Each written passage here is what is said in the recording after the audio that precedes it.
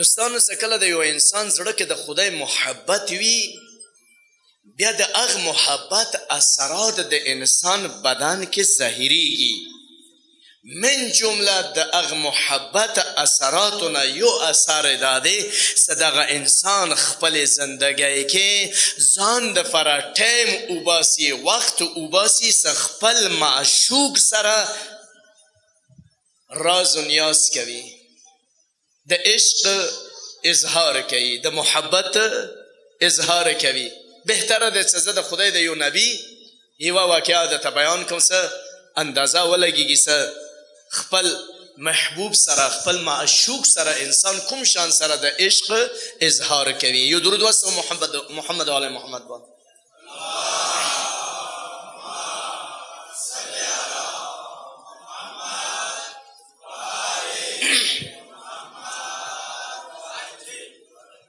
حضرت شعیب علیه السلام د خدای یو نبی دی.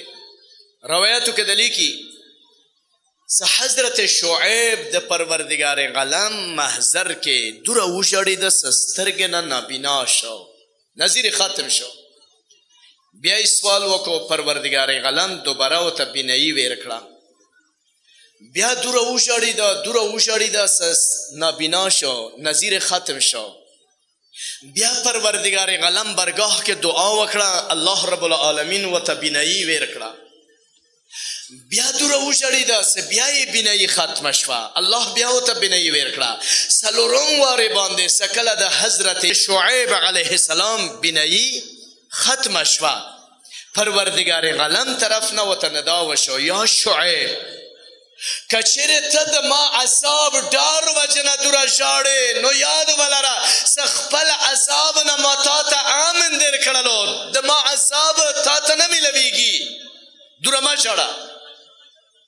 اور که چیرې د ما بهشت شوق وجې نه دوره ژاړې، عشق وجې نه دوره ژاړې، یاد ولره چې جنت مې تا باندې واجب کړلو، تو حقدار د بهشت یې، بهشت د تا مقام دی، د تا ځای دی، دوره مه ژاړه. شعیب د ورته وایي یا الله نه د تا جهنم ډار وجې نه دوره ژاړم اور نه د تا بهشت شوق وجې نه دوره ژاړم، نه د تا بهشت شوق وجې نه دوره ژاړم اور نه د تا جهنم اور د تا عذاب ډار وجې نه ژاړم، بلکې ژاړم دې وجې نه چې د تا کوم محبت د ما زړه کې دی، د تا کومه مینه د ما زړه کې دی، هغه عشق، هغه محبت، هغه مینه ما په قرار نه پرېږدي چې زه ارامي سره زندګي تېره کړم، بلکې د هغې مینې د هغه محبت حرارت ما د تا عشق کې دوره ژړوي چې د څلور ورې کېږي د ما سترګې بینایي ختمېږي.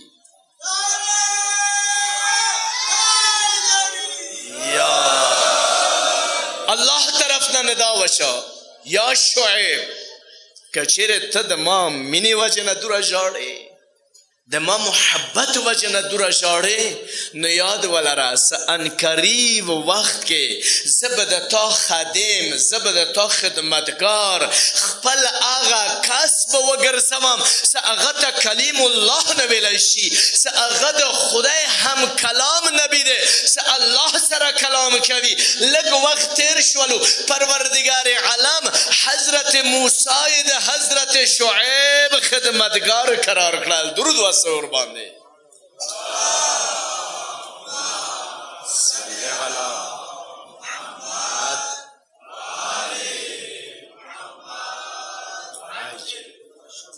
لاس کاله حضرت موسی د حضرت شعیب خدمت وکړل.